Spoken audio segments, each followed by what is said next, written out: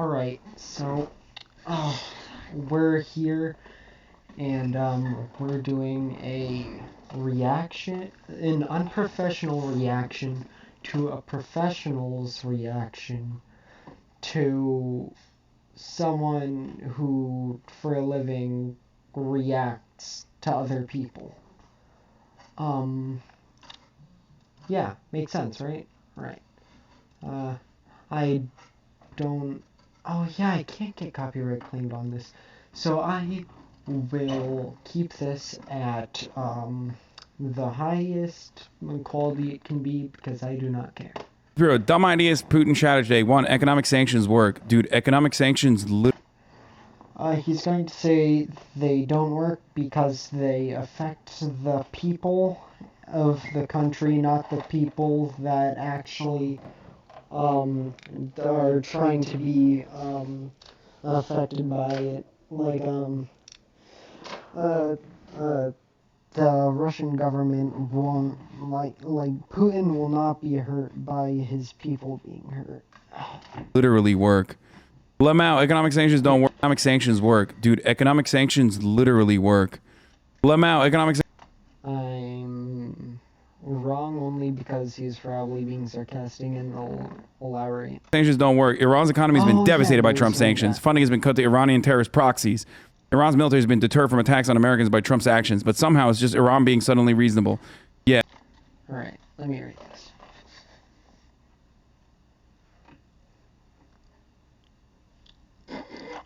Okay, that's a little strange. Alright, Iran's economy. Meaning the people are being affected. Funding has been cut to Iranian terrorist proxies.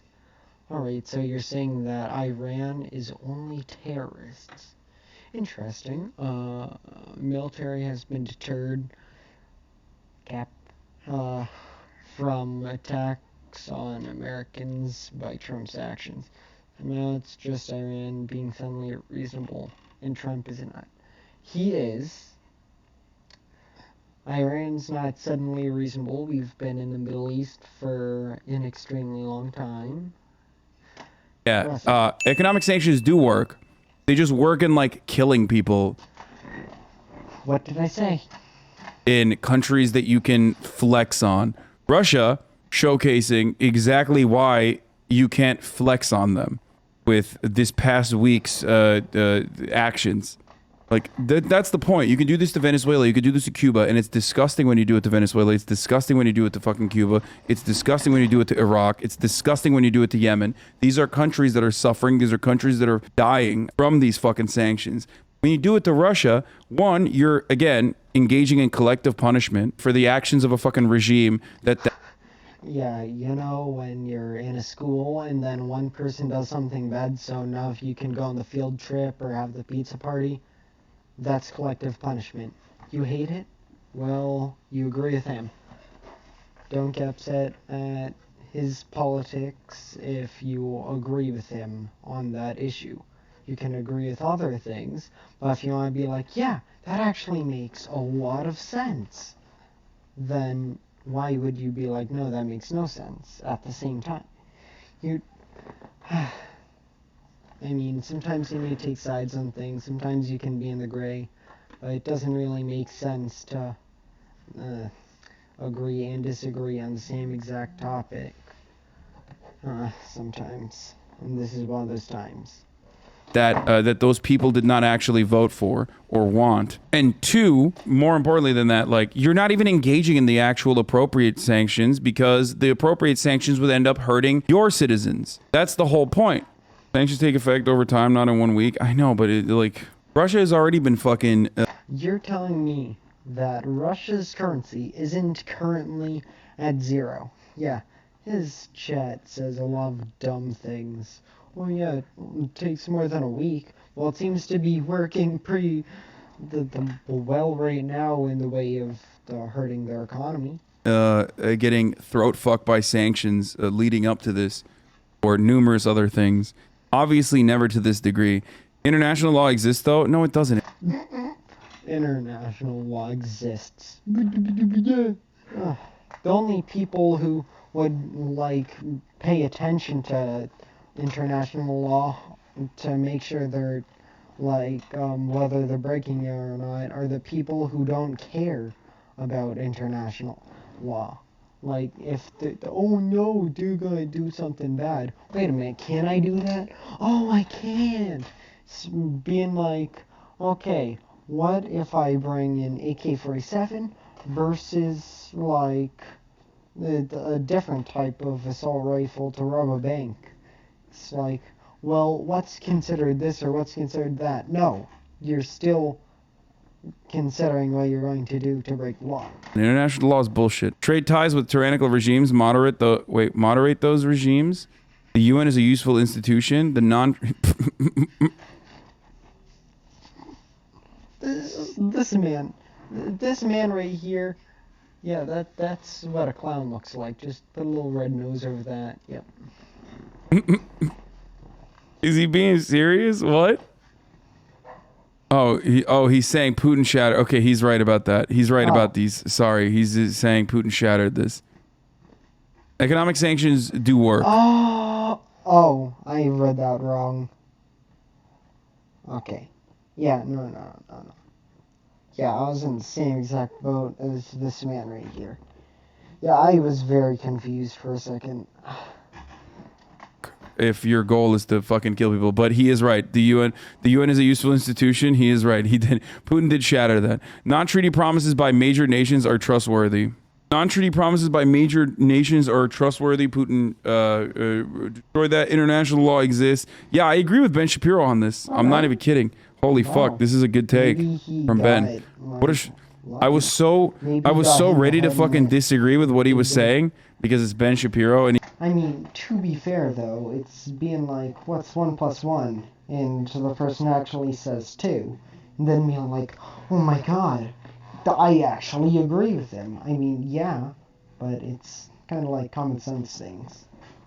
he usually has a fucking horrible take, but I do agree. But it's not Vladimir Putin that destroyed the concept of international law.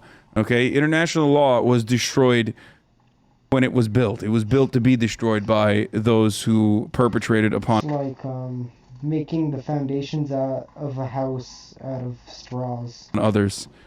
So international law exists. There is no international law only exists for smaller countries. International law, in the way that it works, only exists for America to uphold for other countries while consistently violating those exact same rules. Many of you, there's 124,000 people in here right now, so it's a good time to repeat something that many people don't know and are always shocked. Whenever people come in here and tell me, Hassan, what are you talking about? International law is incredibly important to me. It's incredibly important to you. It's how the world goes around. And I tell them, have you ever heard of a little rule called the Invasion of the Hague Act? There you go. For those of you who don't know, the United States... I'm not smart, so I don't know a lot of the things he says. All I know is that a lot of the things he does say is common sense. Under George W. Bush, created a law called the Hague Invasion Act. A new law supposedly protecting U.S. service members from the International Criminal Court shows that the Bush administration will stop at nothing in its campaign against the court. U.S. President George Bush signed today into law the American Service Members Protection Act of 2002, which is intended to intimidate countries that ratify the Treaty for the International Criminal Court, which authorizes the use of military force to liberate any American or citizen of a U.S. allied country being held by the court, which is located in The Hague. So when America... Why do I, my vagina, and the ocean love flex? Over the lifetime of your period, This is the first one of the first advertisements I get on this account. American service members, or even allies of America, engage in war crimes that we have sanctioned off, which we do many of. We have the legal right to be able to go and invade The Hague. So talk to me more about how you think international law exists. There is a law for that. Now tell me, how is this any different than Vladimir Putin being like, yeah, the fucking, these two territories in Donbass, Ukrainian, I'm signing a law that recognizes that those are independent territories now. And then also I'm signing a law that dictates that we have to go protect them. That's what nations that are powerful do, okay? There is no fucking international law. It just conveniences the more like authoritarian governments to kind of do what they want, even if they break their own law, while making smaller countries not be able to like do the same exact thing. Yeah. If you got nukes, you don't need to worry about international law, baby. You can do whatever the fuck you want. That Hague Law is precisely what is used to prevent Israel from having any accountability to. Well, that too. I mean, I don't know if you guys know this, but Israel also annexed territory. And it wasn't even like, it was true, pure colonialist, imperialist territory expansion. Whether it was settler terrorism in lands that were not even allotted to the Israeli government, or whether it be the annexation of Golan Heights. Okay, that's just straight up a violation of international law. What? That one is a violation. Punishments has happened in that situation. Here's another violation of international law: an artificially induced famine upon the people of Yemen. This is done by Saudi Arabia, our other incredibly important ally in the Middle East or in the Gulf region, in the MENA region. They are currently doing a genocide in Yemen. Straight up, okay? Yeah, man, it's so bad. They're doing that with our weapons. Where is the international law there? Where is the fucking anger for any of that? There isn't one. No one gives a shit because, again, and by the way, this isn't to like take attention away from Ukraine or anything like that. This isn't to do like, what about us and what about us and what about us, which is why I love, you know, weirdo American defenders will always come in here and be like, what about us and what about us and what about us? But like, this isn't doing that, okay? I'm simply stating that like international law is not a real thing, not a real concept. It's a... And he is right. I would like to elaborate on what he says, but he literally just elaborated on it, so I have nothing left to say. For he is a professional who went to get a political science degree, and I am a high school student. Concept that... It's a concept that like Western superpowers created specifically to force other countries into abiding so they can justify violating international law on their own. Notice the difference in reactions when we do it. Virtuous pride and patriotism. Oh, this was... Shots being fired now in Baghdad. I want to... Yeah, I mean, this was shock and awe. Yeah, of course. This was shock and awe in Baghdad. 72% of Americans supported doing the Iraq what Putin is starting to do to Ukraine. Hundreds of thousands of kills. Huh. Yeah, the America is terrible. I'd like to say I was from, like, I don't know, some other country. Like, I was from Finland. But, unfortunately, I am not. I'm from America. Killed, millions displayed, all based on lies. Less people, ironically, less people support Vladimir Putin doing this to Ukraine, and that is tempered in comparison to what is still unacceptable, still gross, still disgusting, but tempered in comparison to what America did to Iraq. Fair thought for Somalia this week as the U.S. bombs it for the first time in 2022, and the latest... Ackerman? Oh my god, it's Ackerman. My god, get time in a 15-year-old war that never received enough attention for it to qualify as a forgotten war. I write all this not as facile whataboutism. I don't think there's any whataboutism necessary. You do not, in fact, have to choose between American and Russian imperialisms. The correct choice is to detest and resist both, with emphasis placed on resisting your own state's aggression, since you stand the greatest chance of success against something justified in your name. There's good stuff in Jacobin about this today. Noam Chomsky has regularly talked about this as well. Whataboutism is something that, you know, people love fucking bringing up every single fucking time you bring up anything that your country is doing. To the Arabs, to the Muslims, people watching me in other parts of the planet where your relatives get bombed on a daily basis, because there are some people I keep hearing. Yeah, I have my teacher, or old teacher, has a friend who is like goes to Syria and has family there that won't leave, and they go there and they help the people who are being daily bombed there.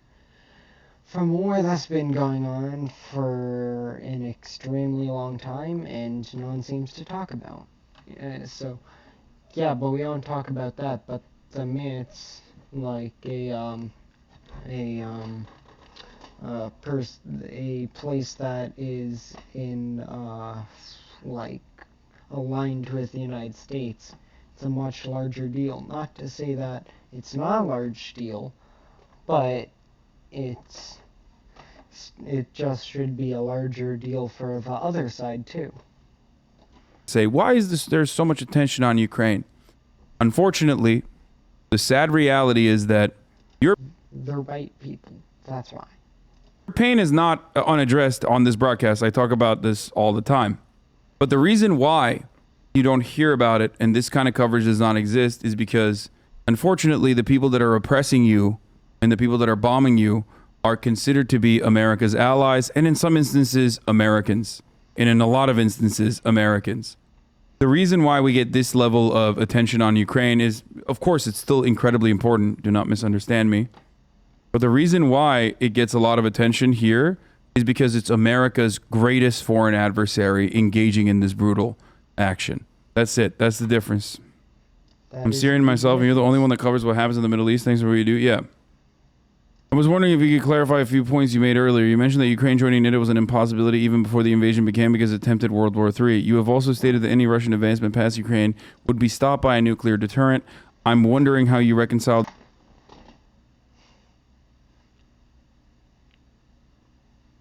Okay. All right. Yeah.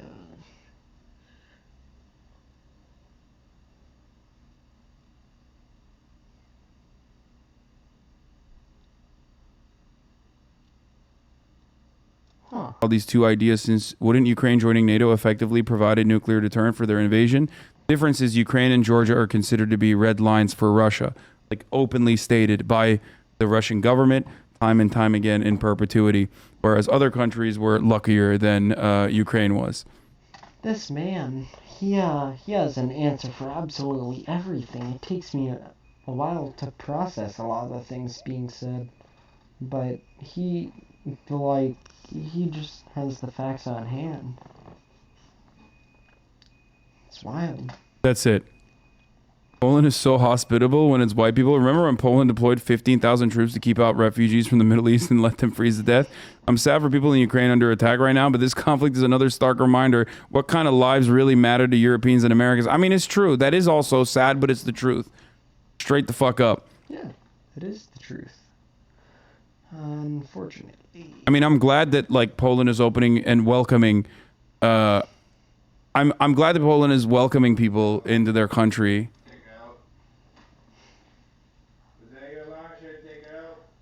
Alright, so it's getting a little loud, so I think that'll be it for the video for today.